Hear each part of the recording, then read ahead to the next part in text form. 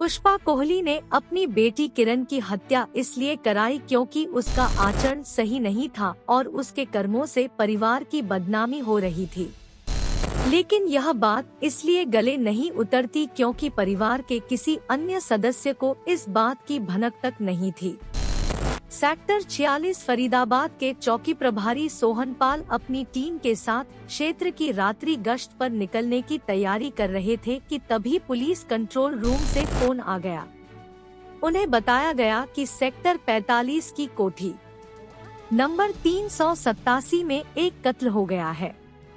Police चौकी से घटनास्थल महज 2 किलोमीटर दूर था। सोहनपाल अपनी टीम के साथ 10 मिनट में उस जगह पहुंच गए जहां वारदात हुई थी। वह पॉश एरिया था और अक्सर सुनसान रहता था। इस वजह से पड़ोसियों को भी इस घटना का पता नहीं चल पाया था।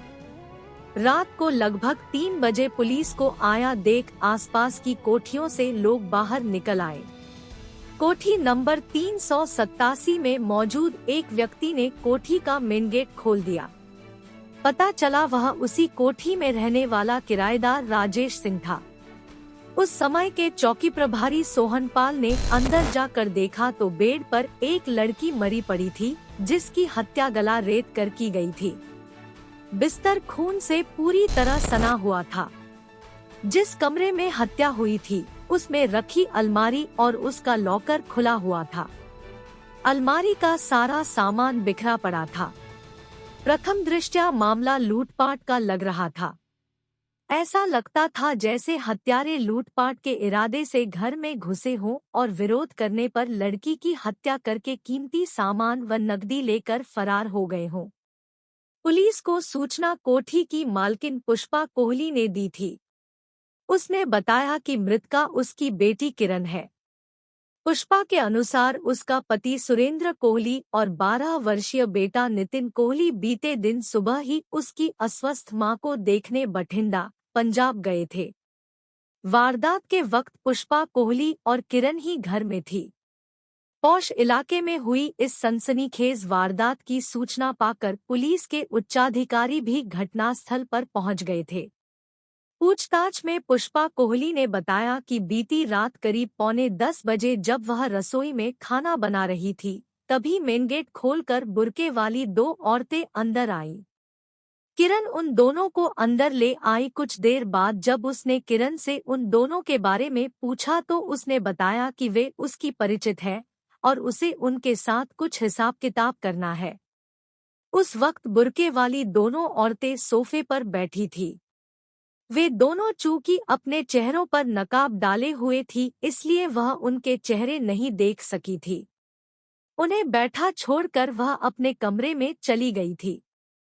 पुष्पा के अनुसार कुछ देर बाद किरण एक गिलास में पानी लेकर उसके कमरे में आई। उसने चूंकि थोड़ी देर पहले ही खाना खाया था इसलिए पानी पीकर गिलास मेज पर रख दिया। उसके बाद या तो वह बेहोश हो गई थी या फिर सो गई थी। पुष्पा के अनुसार देर रात करीब 2 बजे जब वह उठी तो उसके दोनों हाथ और दोनों पैर दुपट्टे से बंधे हुए थे और मुंह में कपड़ा ठुंसा हुआ था। उसने उठने की कोशिश की तो वह बिस्तर से नीचे गिर गई। कपड़ा ठुंसा होने की वजह से उसके मुंह से आवाज भी नहीं निकल रही थी। पुष्पा ने आगे बताया कि जैसे तैसे उसने बेड पर पड़ा फोन उठाकर पहले किरण का नंबर मिलाया लेकिन उसने फोन नहीं उठाया। फिर उसने अपनी नौकरानी सपना के पति अजीत का नंबर मिलाया। नंबर तो लग गया लेकिन मुंह में कपड़ा ठुंसा होने की वजह से बात नहीं हो सकी। इस पर वह घिसटते हुए दरवाजे के पास पहुंची और दोनों पैरों से जोर जोर से कमरे का दरवाजा पीटा। दरवाजा पीटने की आवाज सुनकर किराएदार राजेश सिंह नीचे आया। वह बाहर से दरवाजा खोलकर अंदर आया और उसके हाथ पैर खोल दिए।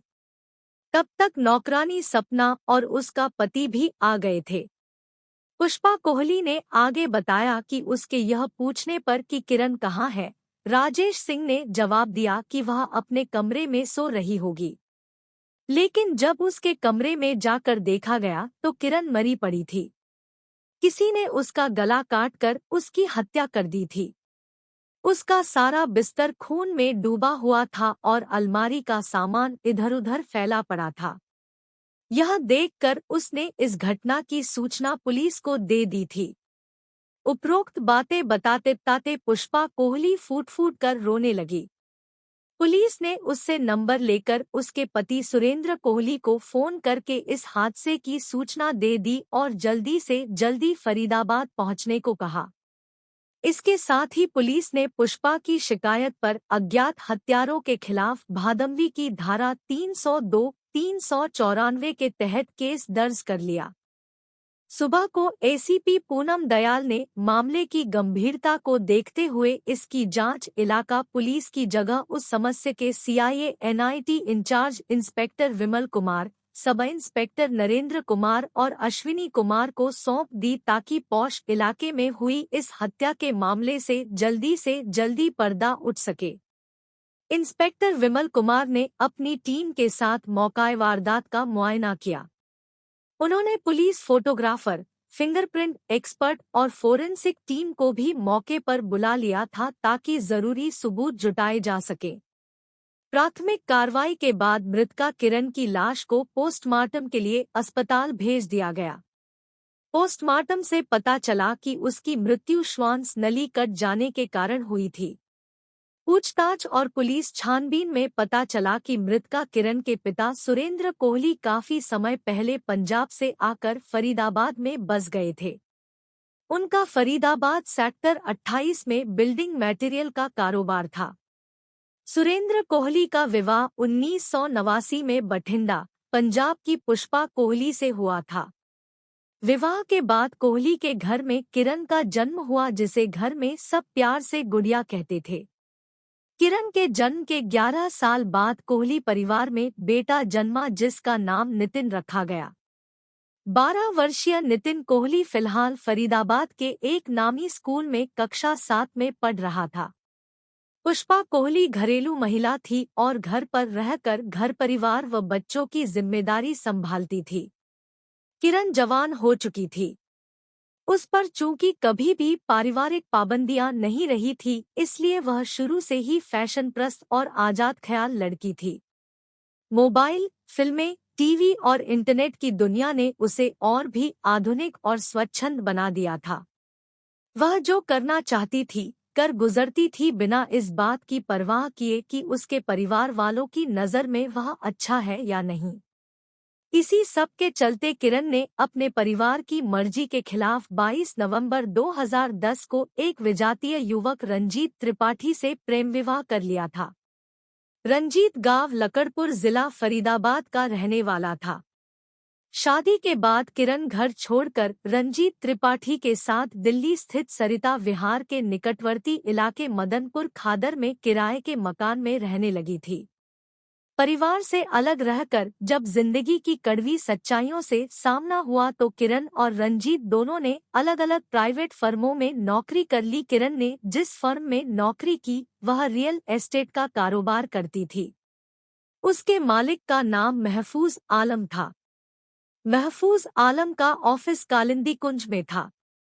कालिंदी कुंज मदनपुर खादर के पास ही है, इसलिए किरण को ऑफिस आने जाने में कोई परेशानी नहीं होती थी। महफूज आलम के साथ काम करते करते किरण उसके लिए काफी महत्वपूर्ण बन गई थी।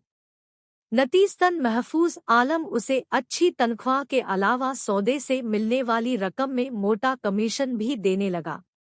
इसी के चलते किरण ने अच्छा खासा बैंक बैलेंस इकट्ठा कर लिया था। दूसरी ओर उसके पति रंजीत को नौकरी से इतना पैसा भी नहीं मिलता था कि घर का खर्च ठीक से चल सके। जब उम्मीद से ज्यादा पैसा मिलने लगता है तो कई कमजोर लोगों के पैर बहकने लगते हैं। किरण के साथ भी ऐसा ही हुआ। आय का स्रोत बढ़ा तो उसने शराब पीकर देर से घर आना शुरू कर दिया। रंजीत ने यह बात किरण की मां पुष्पा कोहली को बताई। मां ने अपने स्तर पर किरण को समझाने का प्रयास भी किया, लेकिन इससे किरण की दिनचर्या और व्यवहार में कोई बदलाव नहीं आया।